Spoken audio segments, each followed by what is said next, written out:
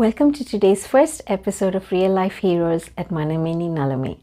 Today we have with us a lawyer from Sri Lanka, Dakshima Dilipani Haputantri, who currently works as a registered social worker in Calgary, Alberta, Canada.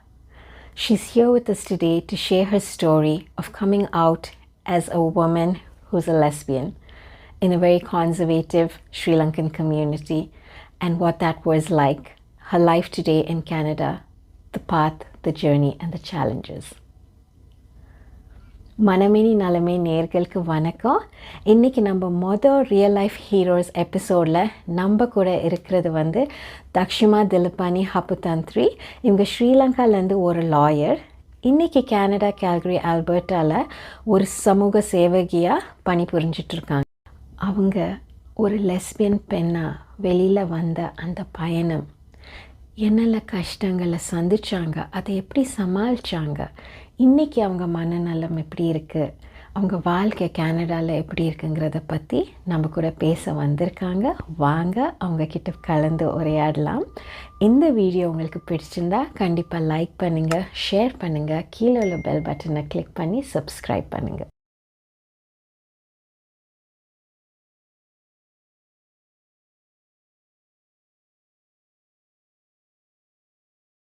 Hi, Anne. It's a pleasure to be here. Thank you for inviting me. Thank you so much. I'm so grateful.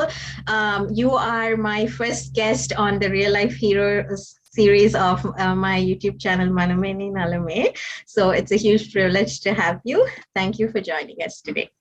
Amazing. It's, as I said, it's a privilege to be here and happy to have, chat with you. Yeah, thank you, Dakshima. So Dakshima, let's start talking. Tell us a little bit about yourself, who you are, your where you were born, your family, your culture, all those things, like all the exciting, nice stuff about yourself. All the exciting things. Okay. So my name is Dakshima. I'm originally from Sri Lanka. I'm a Sinhalese Buddhist. And I went to school in Colombo.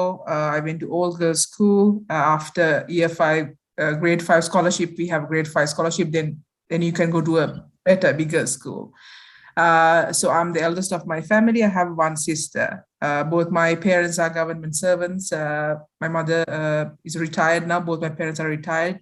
My mother used to be a teacher, and my father is an assistant director in health ministry. So we are very sort of traditional in a nicer way, not Nice. in a bad way. And so yeah, my childhood is amazing. I had a good childhood. As I said, the eldest of the family. There's so much responsibility that's coming with being the eldest in the family. And so I grew up in very close-knit community. My grandma, my grandfather, my aunt and all that. So I was the apple of their eyes, and a lot of expectations comes with. I used to be a lawyer. I went to law school. I have a bachelor in arts, and also I have postgrad in criminology and criminal justice. So that was back home.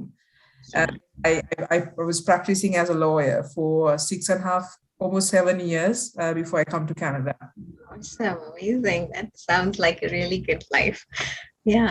So when did you start to recognize that you did not fit into the heterosexual box, the gender binary, or that kind of thing? Definitely. Tell us about that journey. Yeah. So as I said, I went to all girls school. So girls, they have when they are at some certain age, they talk about boys, like their boyfriends and all that. And I'm like, well, I don't have any. I was not interested in any. And even when I was a kid, I never played with dolls or anything. I used to play cricket with boys before I come to the girls' school. So I felt free with them. I felt that they don't judge me. Girls have a certain way of sort of bullying you, I would say. Now come to think of it, I was always thinking to myself that something weird about me, something that's not right, which I didn't know what it was, because I was a normal girl, as you may say. So yeah, that was my sort of teenage years. A sense of something missing, a sense that I didn't belong in the back of my mind, but I didn't know what it was. There was no way of knowing it. There was nobody to ask, Okay. nobody to get advice. I felt like a misfit. Okay. How long did this go on, Dakshima? And as you said, there was no one to ask, no one to clarify that what's going on with you. Yeah. When did you talk to someone? What was that like? What did you do about it? I honestly didn't talk to anybody. So I had this friend in school whose boyfriend left her, and she was talking to me, and I was supporting her, sort of comforting her, and then she kissed me. I was 15, so this girls' school that I was talking about, and that felt right to me, and I didn't really realize it very much late in my life, and there was this secrecy, hiding behind everything, and you can't really say it out loud, your best friend kissed you and all that. And that was the beginning of questioning myself, which is, I think, the beginning of my journey to be who I am right now and who I am today. Yeah, absolutely. Now that if you look back as a young teenager, right, Dakshima, what would you tell me in terms of how do you think this affected, if it did, your emotional and psychological well-being and development? Yeah, definitely. It's a good question. So after finishing my school, I went to university, and I found another girl. We started sort of relationship, but it was a secret again. And something that was constant in my relationship with these girls is the fact that they leave me. So my best friend left me for a guy, then the girlfriend that I found in the university left me, and then she married to a guy later in life. So I was in the first year of law college when she left me, and even before that, I remember when my best friend left me, I started doing self-harm. I was cutting my hand. Because there was so much pain, I could not tell anybody, and it's all inside me. And then after that, the second time when my second girlfriend left me, I thought, okay, this is it. This is not going to end. This is the pattern of my life. People come, people love me, or pretend to love me, or whatever it is, and they leave me. The sense of not being able to have the proper relationship, always it sort of made me sad, very mad. Then one day my parents don't know this, that I took some painkillers. Nothing happened, unfortunately, at that time, but fortunately now. I think Fortunately. yes. Yeah. It was so much pain I could not handle, and affected me immensely. But I think I bounced back, and I sort of, wanted to, okay, I'm not dead. So what next? What should I do next? Always talking to myself because I had no support or anybody to talk about it.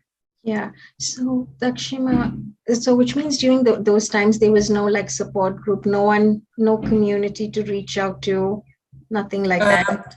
I mean, I'm sure there were organizations, but I did not have that safety or the trust that I could go and approach. Okay. Because I don't know who they are. Because I mean, in Sri Lanka, according to the Penal Code, Section 365, it says that if you are homosexual, that's the word they use, that you basically go to jail for 10 years. Okay. So I didn't know whom to trust, and as a person who's well versed with law, I didn't want to jeopardize my career, my prestige, my life that I have built, and my parents have built themselves. And I was just living in the closet. I was just living my lie, which was very much easy thing to do. rather than figuring Then exposing myself. it. I was at one point wanted to marry somebody and just have kids. Mm-hmm. You know, Mm-hmm. that was the extent I was willing to go just to live my life. Absolutely. Yeah. Yeah. When did your parents come to know? What was that process like?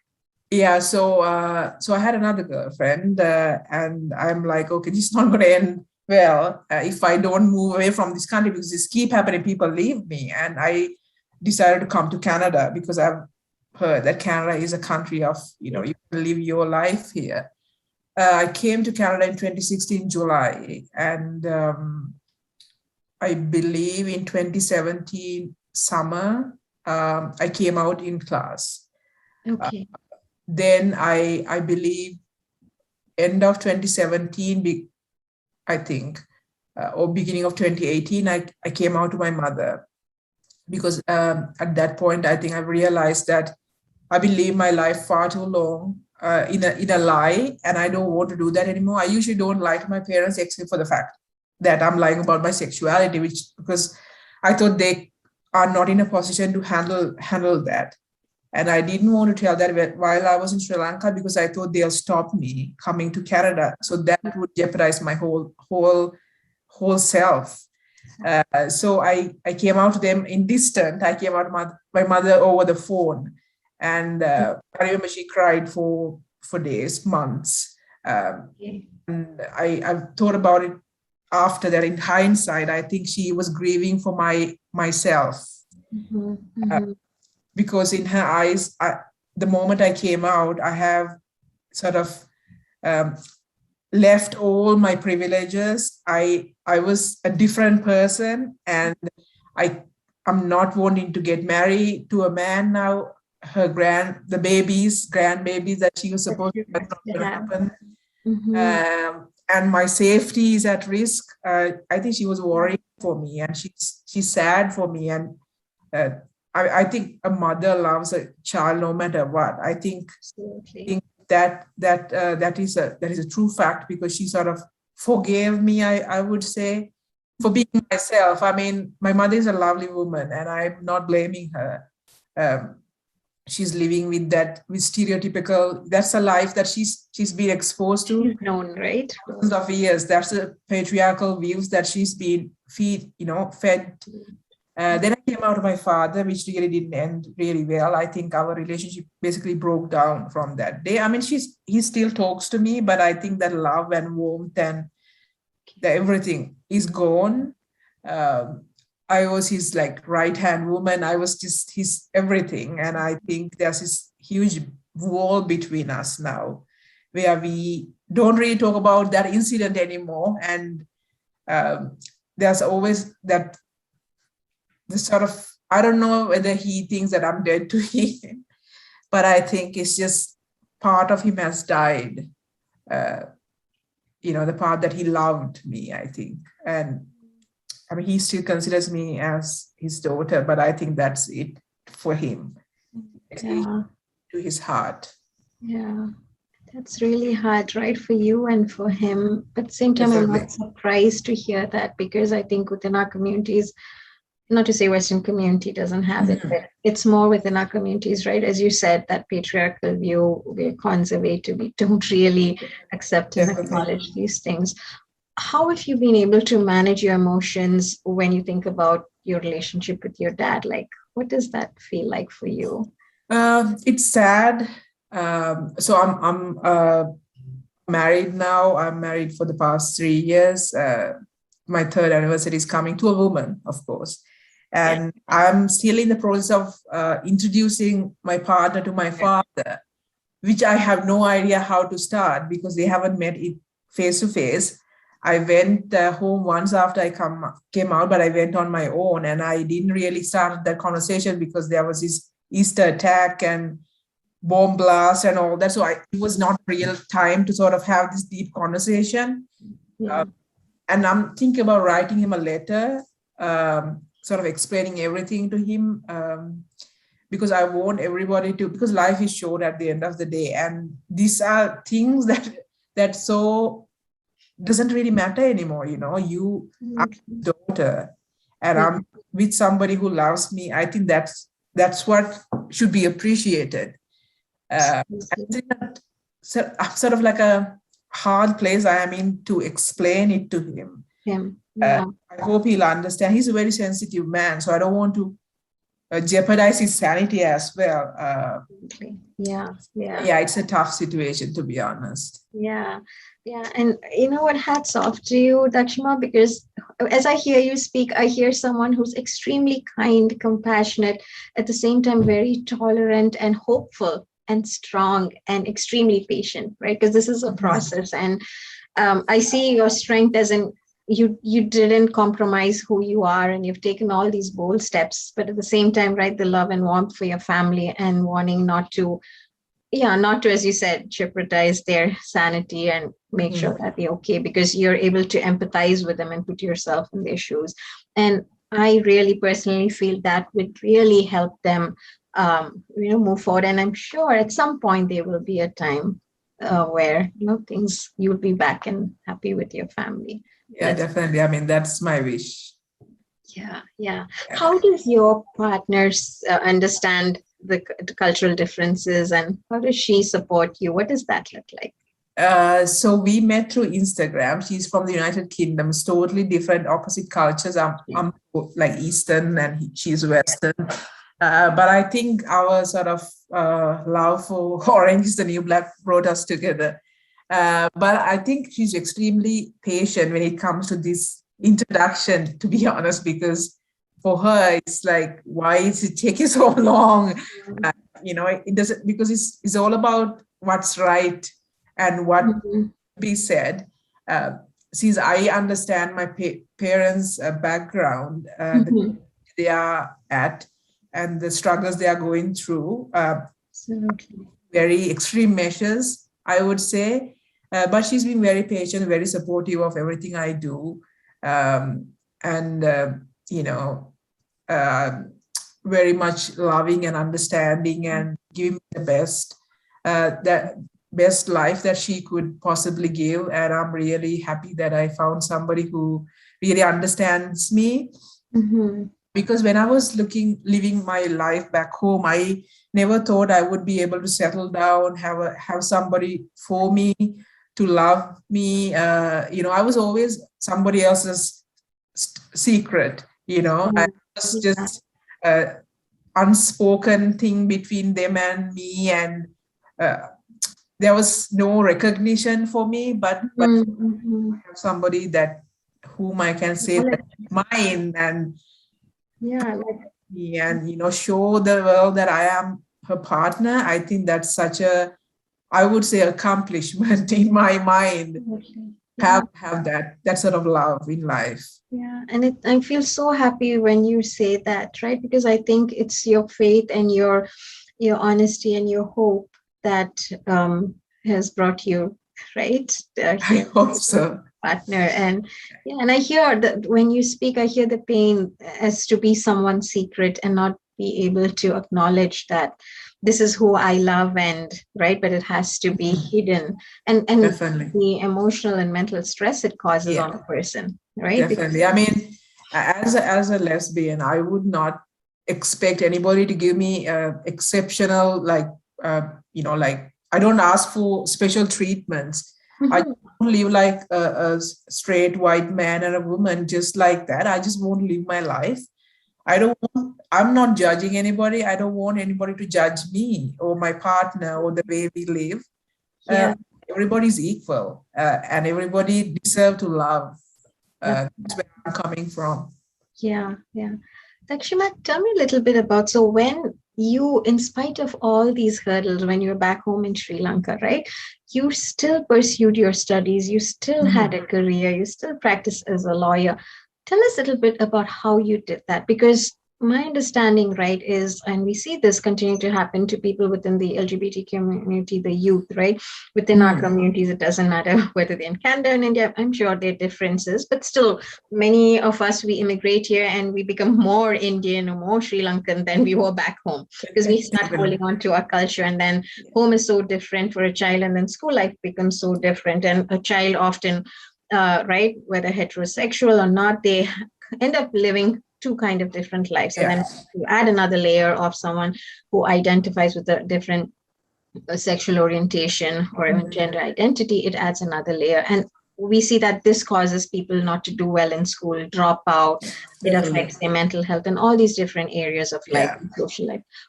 Tell us about your secret. I know it was hard. I know it was not easy, but what did you do?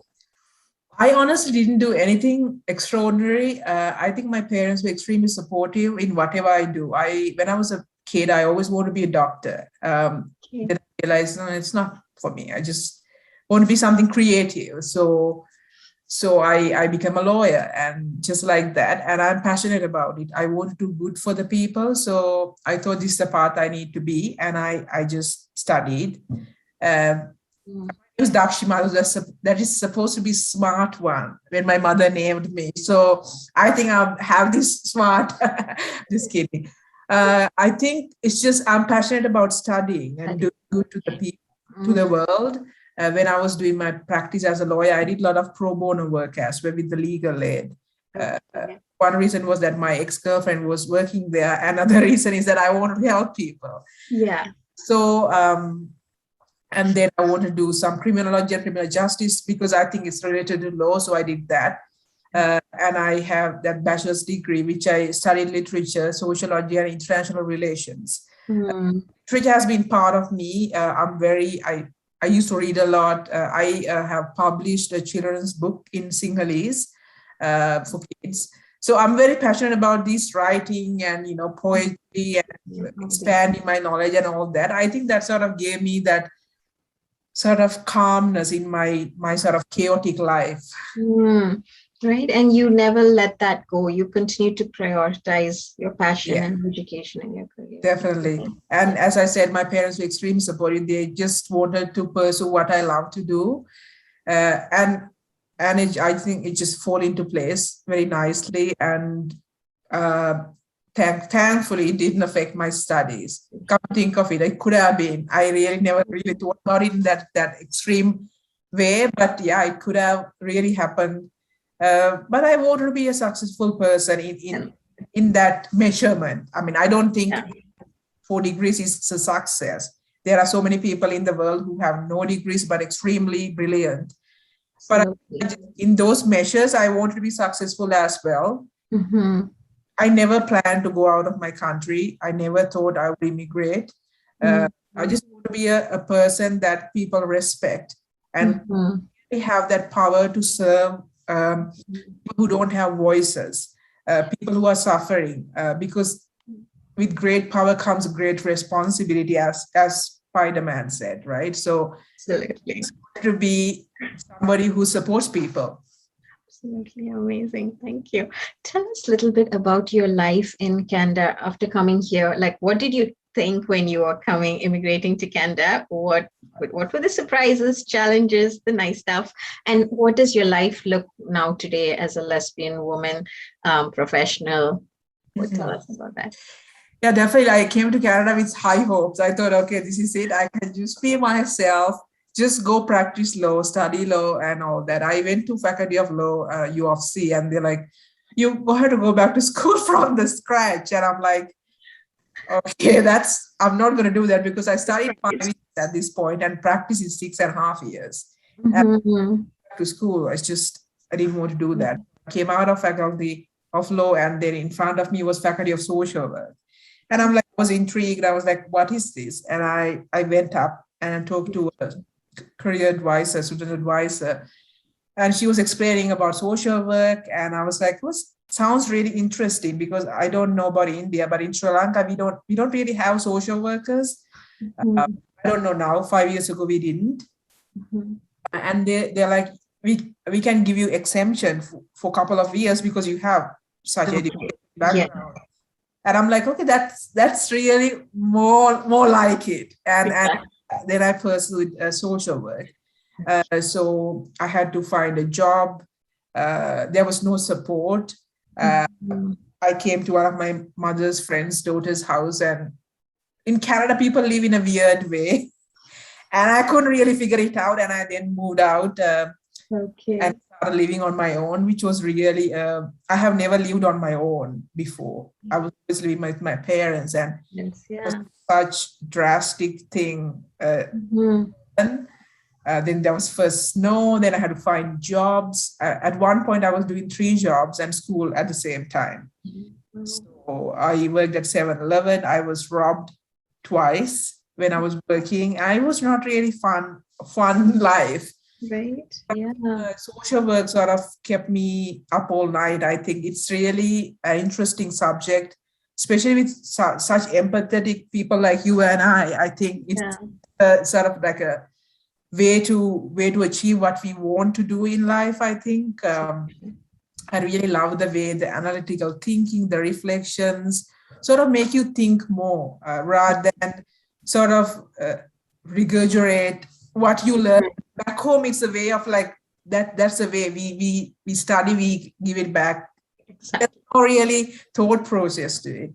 But you really learn your skills by really doing things, reading things and researching. And I think it's a brilliant life I had at the Faculty of Social Work, and especially I had such amazing professors. A couple of them, Dr. Lisa Lorenzetti and Dr. Francis Boache, still my mentors. Leslie Taylor, they are like, they sort of mold me to be who I am today and gave me such comfort and safety. And yeah, so then I graduated as a social worker, and then still it was not enough. I had to find a job for a year. Wow. I went through a lot of depressing time during that time as well, because you have such qualification and nobody's hiring you. Because they ask for 5 years experience, which you don't have. So that was a tough time, but I think every dark cloud has a silver lining. So actually I found my current job at Immigrant Serving Agency, and yes, it's been really good. I think I love my job. Okay, so you've reached a pretty good space now, right? Definitely. In your personal life and socially. If you compare your life to as a professional in Sri Lanka and here in your social life, do you feel the level of acceptance is better? Like when you come out as a woman who's a lesbian, married to a woman, or I mean, in Sri Lanka, it's a taboo. You can never come out. When I came out, there was such applause in the class. People were hugging me. There were some people who said they'll pray for me, and they said go back home and all that. But unfortunately, they were immigrants, which is very sad to say. I believe everybody has their own value system, religious beliefs, but I mean, your friend has come out, and I would say, I mean, I like a hug, I would say, I would support you. I mean, those are lessons learned in life, I would say. And I think I'm in a good place in Canada. This is such a multicultural community we are in. There's good, there's bad, you have to just take everything with a pinch of salt and just be who you are. Yeah. Amazing. What would you say to especially the youth within not just the mainstream community, but more specifically within the South Asian community here in Canada? What would you say to those people who are starting to understand themselves and are thinking about coming out of the closet or fearful of that? What would you say? Definitely. I mean, coming out is a process. It takes years or it takes 6 months. It's when your gut says it's time, that is the time, and there's nothing wrong with you. You are perfectly fine as you are. You did not choose to be gay. It's who you are, because there's a misconception. People think, we choose to be gay. I mean, I'm a woman of color and I'm an immigrant to Canada, and would I choose to go through such difficult path if I can handle it? Like, really, it's not something I chose. It's who I am, and that is something young people need to understand. There's nothing wrong with them. There's always safe people that you can get support Anne is one of them. If you can connect with me, like there's always support is out there for you. Absolutely. When you think the time is right, Mm-hmm. time to come out. Yeah, thank you so much, Dakshima. And hearing that from you, I'm sure will send out a powerful message. What would you say to the parents, the families, and the key leaders and religious faith leaders within the South Asian community in Canada? I mean, there's nothing wrong with your child. They need your love and support more than ever. Absolutely. They need you to say everything's going to be all right. I'm going to support you. I'm going to love you no matter what. And just give them a hug. And that's what they want. They don't want anything miraculous from you. They just want that love and support throughout their life. They are having a really hard time figuring themselves. And this is the time that they need you the most. I would say I needed my parents the most. Right? When I came out. Absolutely. Yeah. Thank you so much. Dakshima, tell us a little bit about the work you do today. Definitely. So I have created a website that people can connect with me. It's called Dilipani, Dilipani. So www.dilipani.com. Dilipani is my second name, middle name. Dilipani in Sinhalese means lighted lamp. Okay. When I came out, I did not have that support that I wish I had. I didn't have any guidance. I was just stumbling in the dark, figuring out myself. It was not really interesting or fun way of figuring yourself out.